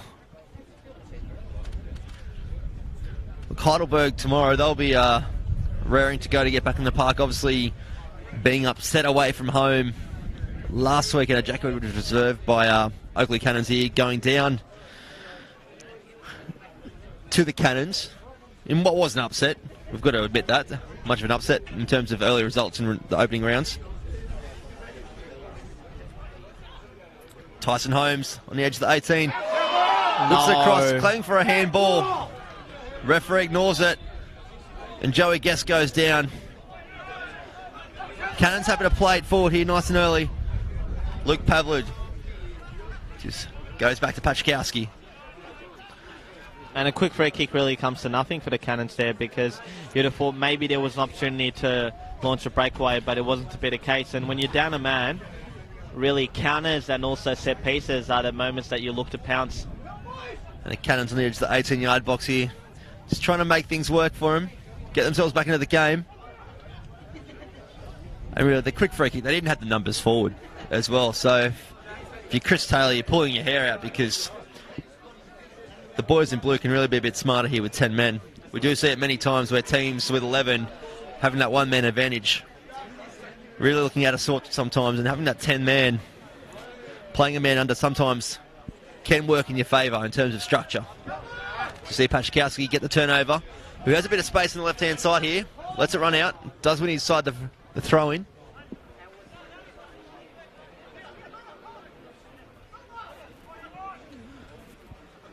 Plays it back to Tabsansioglu. Oakley gone to a back three, and I believe Matthew sending off has seen, is that Matthew Green who's come onto the field of play? Yeah, number 20. Trying to push Fashini a bit higher at the park where he's on the ball now. He's on his left foot. Let's try and find Harry White. Just can't find him in the middle there. Very congested in the 18-yard box. As you see, Thurtell kept onside. He's going one-on-one with Honos here. Edge of the box. Can he tuck it away? Honos with a great save. Well, we were right in line with that one, and it was one of those split-second movements where Bentleigh managed to just stay onside, and credit Tyson for playing the ball at the right time, but ultimately John Honos came up strong. And Exidius will have a shot here, but finds the back of Pachkowski, who finds Mitrovic, but puts it to the right-hand side of the uprights. And got to credit the assistant referee for that previous call too, because it's very easy for an assistant to put his flag up to try and stop the play, but went with his gut feeling, and definitely the right one on that occasion.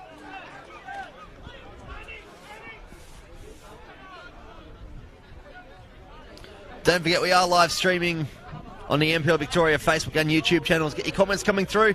Let us know your thoughts on the game. It's a very chilly night here in Melbourne, about 15 degrees. Showers on and off. Definitely an early taste of winter towards the end of March. Not a bad crowd, though, in attendance tonight here at Kingston Heath. Demir, probably about 250 to 300. I think it's a bit more. I think it's selling it short. Say 400 to 500. There's plenty on that outer pavilion over there, that outer stand. Plenty in the clubhouse as well, staying nice and warm. Yeah, I know maybe a few 20s have left, but overall I'd say 400 to 500, which is a positive crowd considering the fact there are 4 other NPL see Alexander games on the far side. Cuts it back to Sue. Gets in his left foot. Has some space. Unleashes over the crossbar. Good bit of play there from the Bentleigh Greens. Just couldn't keep it down low enough to test Honos. It did everything right up until that final shot. And it is quite a unique setup here at Kingston Heath, and it is one of the, probably the only ground where the under-20s play on the back pitch on the AstroTurf, and the senior side take priority on the main pitch here, which is always in great condition. Does you have an update to Demir on the A-League score? Yeah, Sydney FC 2-1 up against the Brisbane Roar at Suncorp Stadium, retaking the lead thanks to their English marksman Adam Lafondra after Eric Botiak, who has been rumoured to be a Melbourne Victory target for next season, equalised by cancelling out Aaron Calver's early opener. Plenty of rumours floating around the A-League this time of year, and if you're wondering where the latest signing for Western United is tonight, Valentino... He's wrapped up in cotton wool. Did walk past him at half-time, and must be carrying a bit of an injury. Obviously, if it's a bit of an injury, I think John Anastasiadis, given his dual role, of course, as Bentleigh Green's head coach and as the incoming inaugural Western United assistant coach alongside John Hutchison, will be looking to protect one of his key acquisitions for the upcoming A-League season. Ball whipped in to the backs, looking for third tell. Finds the hands of Honos, who does a quick release to Luke Pavlou. They've got some space here. He's got Lamberto-Eddies chasing him down. Looks for the follow-up pass, but Lamberto-Eddies does well to win the ball back for the Greens in the middle of the park. And we've had a few goals flying in the other 3 NPL games tonight. Pascoval now lead 4-1 against Kingston City at CB Smith Reserve. Davey Van Schip, we know he has 2. We don't know the identity of the latest goal scorer. Youngster Nick Georgopoulos scored the second. But also Dandenong City and Port Melbourne Sharks are into 3-0 leads against Dandenong Thunder and Hume City respectively. Oh wait, we do have a goal back. Thunder have pulled one back, and it's Brandon Barnes. James Kelly got one just before the break for Dandenong City to extend their lead, but Brandon Barnes perhaps with a lifeline for Dandenong Thunder. Actually, Barnes did score in the 42nd minute, so I'm sure that goal would have galvanised Veton Kochati's men heading into the halftime break. Yeah, bragging rights on the line here for the Dandenong. That'll be the first one in NPL Victoria history, as we see Exidius just bring down Pachkowski right in front of us here. Double change coming up for Oakley, and Milos Lujic is about to enter the fray, replacing Harry White. Goran Zoric, the other man to be making way as he's going to be replaced by Wade Decker. Well, the first time we've seen Wade Decker get a decent run in the past couple of weeks. Did come on last week against Heidelberg. Again, in the dying minutes of the game in 19 minutes stoppage time. Given Dimanche, I think, would have struggled to get a touch given just how late they came on. Well, the Oakley Canons fans have been calling us a bit more of Wade Decker, and he has 20 minutes to prove himself to coach Chris Taylor tonight. Try and find himself on a score sheet. Of course, Oakley Canons a man down at the moment with a sending off, 2 yellow cards. As we see a late challenge here, and a Bentleigh Greens player, I think it's the skipper in Jack Webster, goes down in a heap. And it's that old duel between Webster and Miloš Lujic, whose first interaction on the park is to pick up a yellow. And there is no love lost between Jack Webster and Miloš Lujic. Those days back when Lujic was at South Melbourne. And even before that at Northcote City, of course. Those two sides, Northcote City and Bentleigh Greens, faced off in a memorable 2013 NPL Grand Final. Lujic, a Grand Final winning goal scorer. And there's no doubt this is the battle that Jack Webster does love to face up against Miloš Lujic, so he'd be very pleased to see him come on the park for the remaining 20 minutes here at Kingston Heath. Yeah, and of course Webster did get his revenge over Lujic a couple of years later by claiming being a part of Bentleigh Greens' 3-1 Grand Final success over South Melbourne at Lakeside Stadium. Correct. That was the game when South went down to 10 men, wasn't it? Someone that was got sent off. I can't quite recall who it was now. Might have been Nicky Jawadi, who's now at Dandenong City. It's Webster's on the ball. And a bit similar to Matthews tonight, I think he did pick up 2 bookings. Look, it's a situation when you know you're on a yellow card, you've got to watch yourself. Yeah, you really have to take it easy, as we see a poor pass from Green there. And in terms of being the club captain too, a bit of poor leadership, I would say too. Well, I know a lot has been said about Miloš Lujic's struggles so far this campaign. Another player who has struggled just as badly has been Nick Epifano. And tonight he hasn't done too much to, I guess, shed that tag. Well, I've read some social media comments in the last week to me saying that Epifano in Oakley games just goes hiding. It's like he doesn't want to be out there. You certainly hope that's not the case. I mean, look, social media can be full of a lot of rumours. On occasion, there'd be a lot of some substance to it. On plenty of other occasions, they're just rumours without much substance to it. So you never know. I mean, it's hard to really know what's going inside that Oakley Canons dressing room, the dynamics of play, and just really what the dressing room atmosphere is like. I can't imagine it'd be too good, given the fact that this is you such would imagine, considering the result last week over Heidelberg at home, it would have been quite positive during a week of training. Sometimes some results can really just pepper over the cracks for a week or two before. As we see Miloš Lujic on the ball here, in a battle with Exidius. Yellow card to Tyson Holmes. Is that for dissent or is that for an earlier challenge? Well, Luke Pavlo having something to say there as well to the referee. 2 Queenslanders. No love lost there. See Epifano on the ball. Guest. Plays out to Fashini. Not much movement in front, but does find Joey Guest, who can't find his team at corner. Not much luck at the moment for the Oakley Canons to me. Yeah, it just hasn't been their night. It's all gone wrong. Stemming really from that early Matt Vertel goal.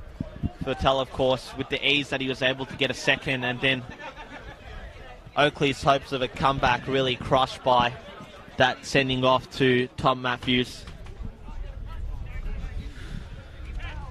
Just over 15 minutes to play here at Kingston Heath Reserve. If you've just joined us, this score is 2-0 in favour of the Greens at home tonight in Bentleigh. Matty Thurtell with a double in the first half. Back to his goal-scoring ways tonight in a local derby here in Melbourne South East. Oakley down to 10 men. Tom Matthews earning himself 2 yellow cards, the second only about 10 minutes ago. In terms of the performance tonight, when they had 11 men to me, as you see a foul called here on the substitute for Bentleigh. I think it's a throw-in. I think throw-in? Mika made the most of that.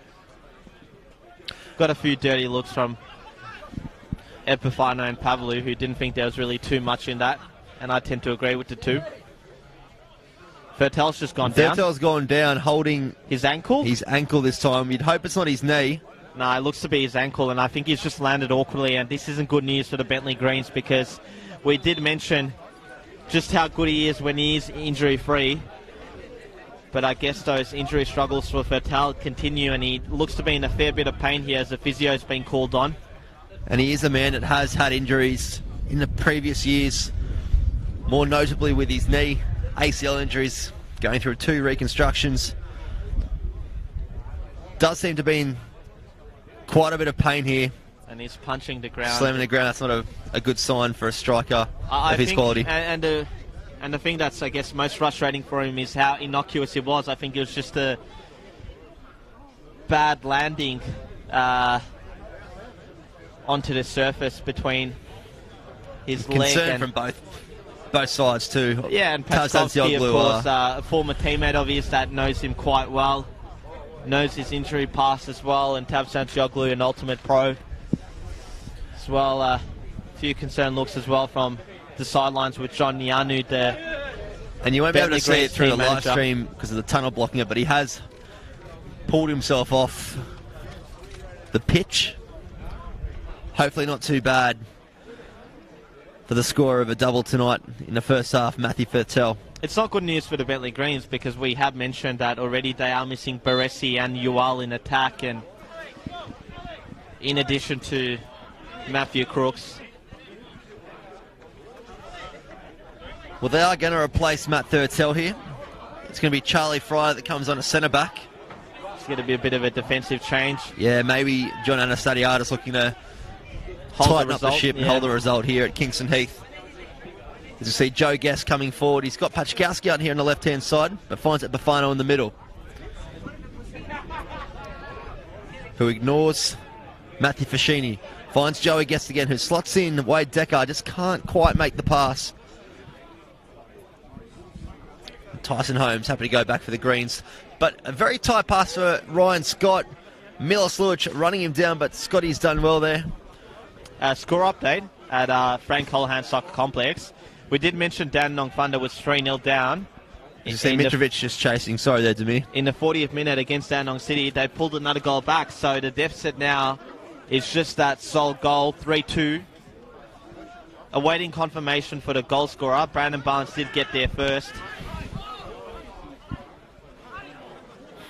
Hume City have also pulled the goal back against Port Melbourne, and James Brown, who continues his good goal scoring form with his 6th of the campaign.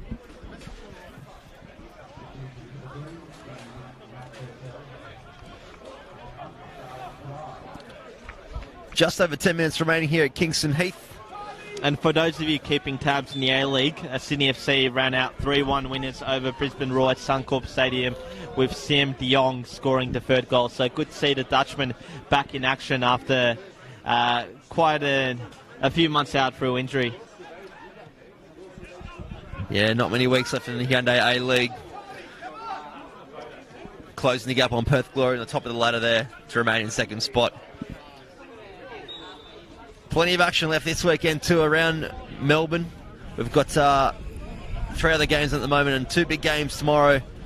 Avondale and Melbourne Knights at Avenger Park, and then of course Heidelberg United taking on Altona Magic at the Olympic Village. And then Sunday afternoon we'll see Green Gully and South Melbourne lock horns again for another instalment as Milos Lujic goes down the edge of the box. Yellow card to Jankovic. Now, has he been booked already?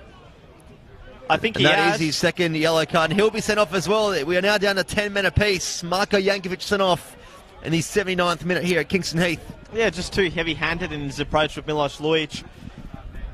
Bundled him down to the ground in a challenge that was quite similar to the one, can't believe I actually remember this, but back in the 2006 World Cup between Mark Viduka and Joe Simonic, that somehow didn't get called for a Socceroos penalty. Really a rugby tackle ultimately in the end there from Marko Jankovic on Milos Lujic. And not needed at this stage of the game as well, because you're 2-0 up, 2 minutes remaining. Lujic to his back to goal. It's a bit of Bit of a brain snap there from Marko Jankovic, who doesn't look happy walking off the pitch. And you're giving Oakley a prime set-piece opportunity.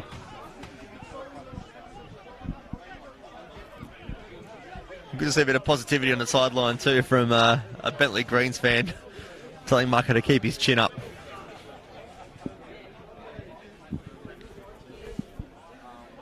Be Wade Decker over this free kick. Edge of the 18-yard box. And Joey Guest puts on his left foot and finds at the top left-hand corner. It's 2-1 here in favour of the Bentleigh Greens, Demir. Well, we did highlight Joe Guest to be a potential set-piece specialist, and he has definitely shown that expertise there with that fantastic finish to give Oakley Canons a lifeline heading into the final few minutes of this game. 10 men apiece.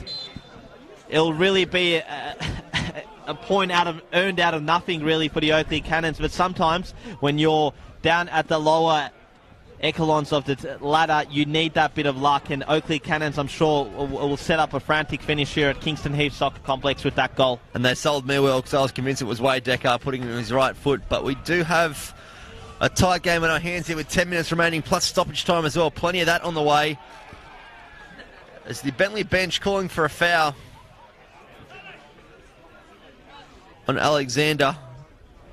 The referee just waves it away as we see Oakley looking to clear their lines. A miss-hit pass does well to find Pachkowski. Keep it short with Epifano. Pavlou in the middle. Spreads it wide. Xidias can't make it. Pavlou looking for the option on the line. Has space here, Joey Guest. He does well to find him. He runs at Jack Webster. But the Bentleigh skipper does well there.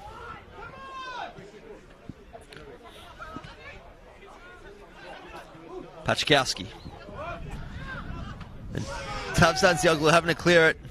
Asking about the challenge from the German too. And the boys shake hands and play peacemakers themselves. I don't think Tabzan was too happy with that high foot raised by Suer.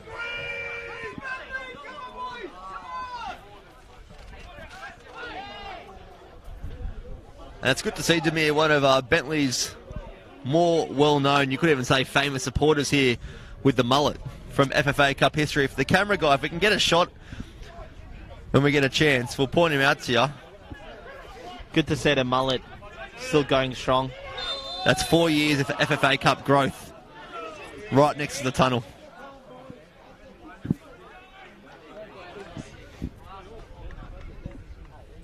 Maybe he's watching the live stream as well. He's playing on his phone. Maybe appreciating the mullet commentary. See Tyson Holmes on the ball here. He's got options in front of him. 3-on-3 in the 18-yard box. Does well to find a nice ball on the penalty spot, but only finds ahead of Oakley. A bit like Bentleigh, a sensation of that opening inaugural season of the FA Cup back in 2014. I'll never forget that vision of him being interviewed on camera holding one of the famous of Larkies here. It was Bentleigh in a picture as we see Joe Guest go down in the box, and the referee does blow a penalty. No! In the 83rd minute, yes. It is a straight red card. It is a penalty. For a second I thought he was actually going to book Guest for diving, but no, it's Jacob Alexander, I believe, who is the man who's couldn't that quite red make card. out who it was. It does look like Alexander. He's the man who's walking away at the moment.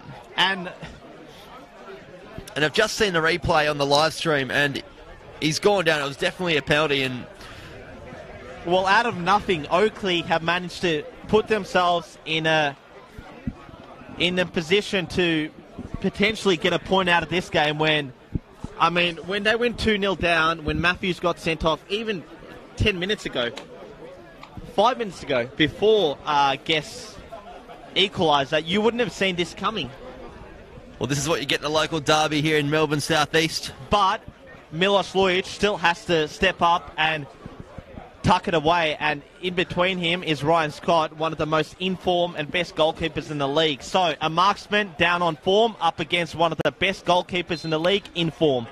Milos Lujic tucks it away in the top left corner. Finds a score sheet for the first time in 2019.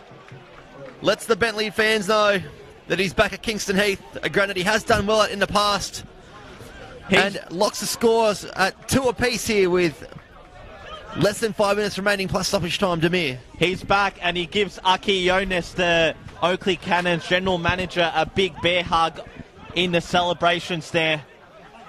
Well-deserved equaliser for Milos Lujic, who has had a tough time of it.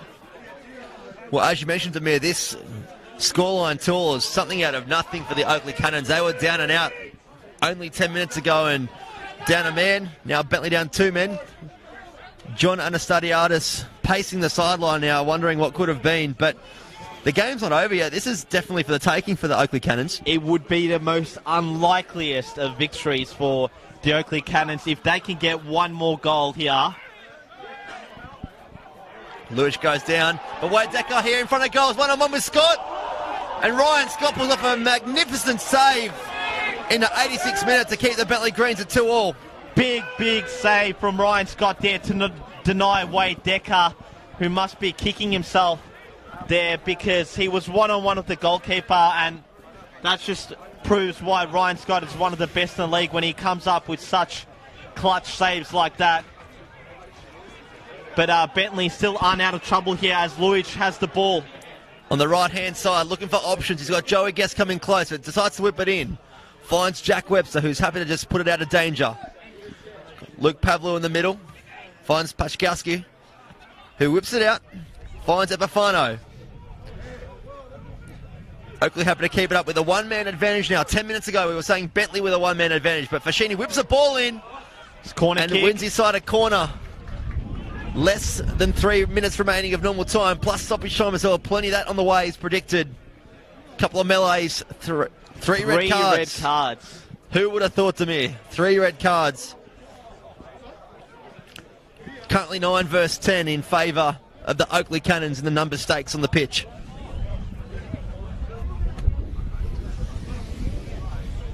The Canons confident at the moment, whipping the corner in. I'll find Lujic, who goes down. Half shouts for a penalty. Waved away by Astura. Tabs with a great ball out to the right-hand side. Finds Joey Guest on his left peg. Puts it into one of the Bentleigh Greens defenders and the ball's cleared. But whip back in nice and quick. Epifano. He's got time. Finds Wade Decker, who goes down. And we've got space now for the Bentleigh Greens. They come forward. And the wrong option taken by the substitute. Mika.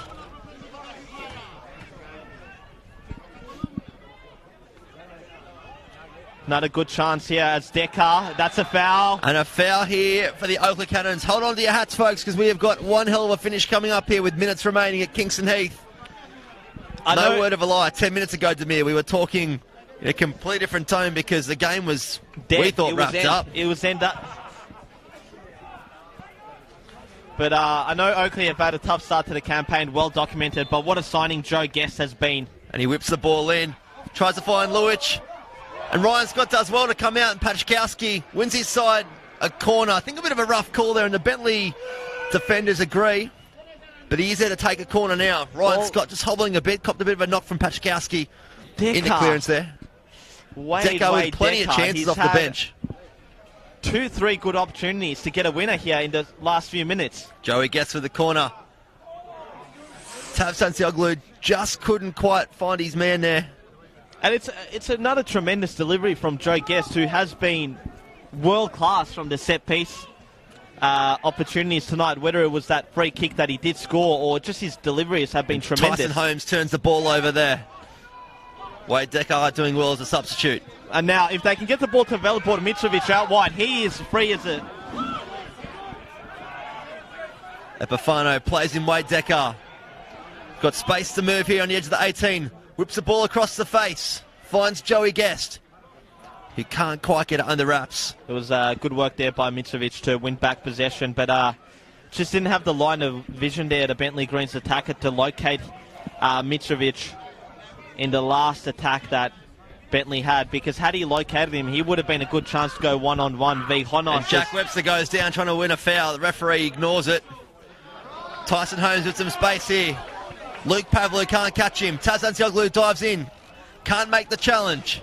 Tyson Holmes with room. He goes forward, finds Mitrovic. Goes into his right, back into his left. Trying to find some space, unleashes across. And it's an own goal there from the Oakley Canons. 3-2 at Kingston Heath Reserve, Demir. What a finish we have here at Kingston Heath. Down to 9 men. 2 men sent off in the space of 5 minutes. Oakley with a 10-man advantage. And we see a goal for the Bentleigh Greens in stoppage time at Kingston Heath Reserve. Is it Swev? Is it a known goal? I'm not too sure, but what a remarkable finish to this game. I'm going to put that down as an own goal, but if Schweb does get the credit for that, it was a great finish. Very similar to Mikel Hemmon that we saw the other week for Altona Magic behind if he couldn't get it away, but great bit of play there. And not enough marking at the back there for the Oakley Canons. Great play by Velibor Mitrovic, who I was going to say, would he be killing himself for the 2 missed opportunities that he had when Bentleigh were 2-0 up and in cruise control midway through that through this second half. And it's not over yet because Joey Guest is inside his own half. A free kick specialist, not close enough to have a hit, but definitely the quality there to put the ball in. And everyone for Oakley, apart from Luke Pavlou, push forward. And Epiphanos with space on the edge of the 18-yard box. Looks to whip it in. Can't get it past Exidius, but does spread the ball out to the left-hand side to Fashini, who whips it in. Looks for Milos Luic and Wade Decker. Nothing doing there, but Exidius clears his lines. And Honos will come forward as far as the halfway mark. Will send the ball long. Looking for Luic. Epifano, he's got some space, looking for an option again.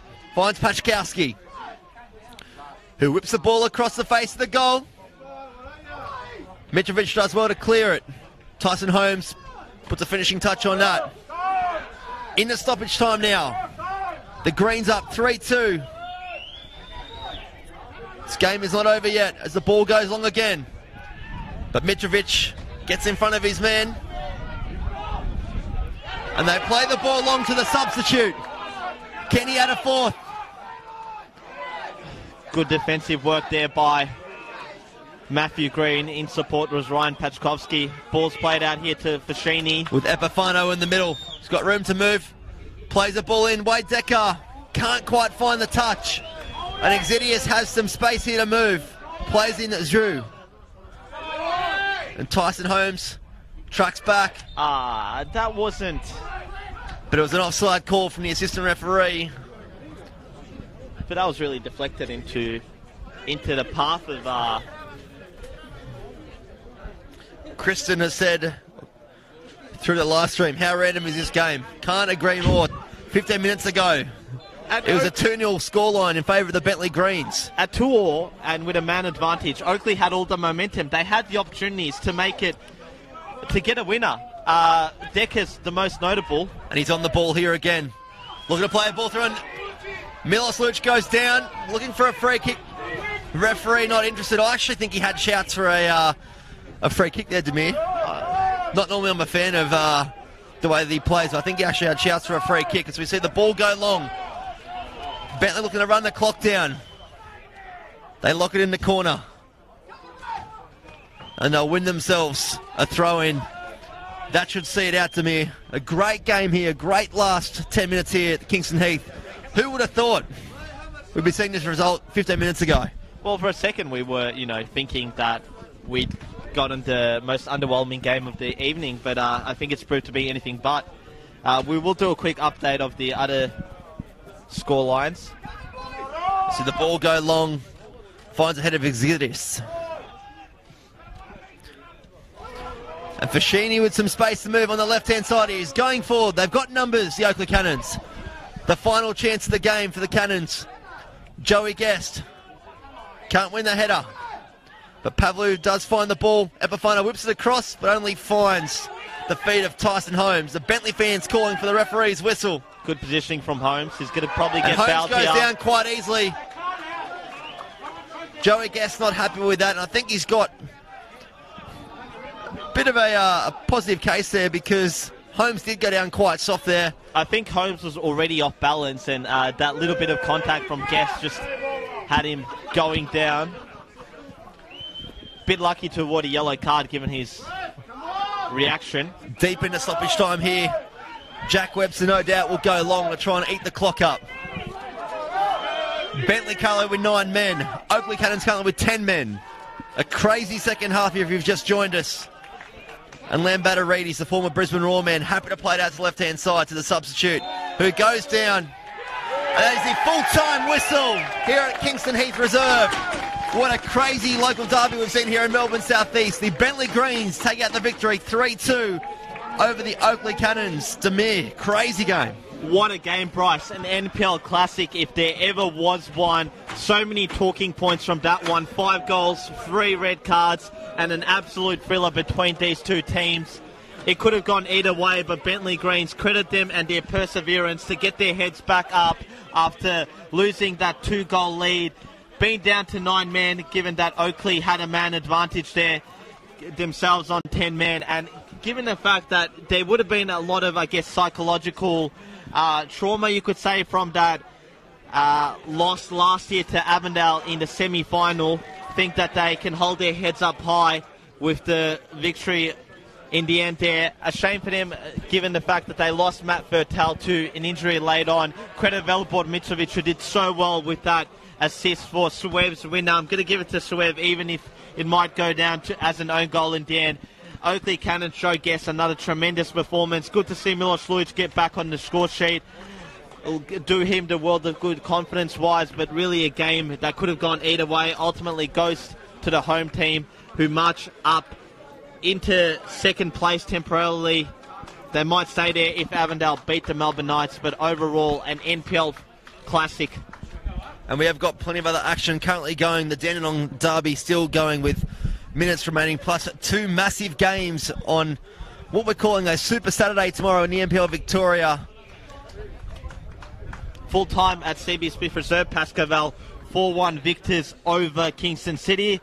Port Melbourne 5-1 up in the 85th minute against Hume City, so the goals have certainly flown in for the Sharks at JL Murphy Reserve. As for the Dandy derby, it's 3-2 in the 78th minute, and if I was you, the viewer, I would tune into that one. As we see the Bentleigh boys walk off the pitch, Ryan's got the goalkeeper very happy. He's kept his side in the game in the remaining minutes. We've got 2 massive games tomorrow on Super Saturday. Avondale taking on Melbourne Knights at Avenger Park at 3:15. And the other big one, Heidelberg at home at the Olympic Village up against the Altona Magic. My name is Bryce Ruthven. With Demir Course, we are signing off from Kingston Heath. Demir, it's been one hell of a night. Fantastic evening of football here at Kingston Heath and across Melbourne. A tremendous exhibition of why this is the best level below the A-Leagues. Plenty of talent on show, plenty of memorable moments, and ultimately a fantastic and win. The Bentleigh fans are cheering. They'll be cheering all night here at Kingston Heath in the clubhouse with the silvers and the beverages flowing, no doubt. Very much so. Bryce, it's been a pleasure. Definitely the best game I've called this season. It'll take some it will take some beating too. And of course, there is a massive game next weekend with, as we see, the famous FFA Cup mullet on the live stream finally in 2019. But there's a big game next week for the Greens, Altona Magic. Plenty of live action coming your way. Keep it locked on the NPL Victoria Facebook and YouTube channel. We'll see you next time.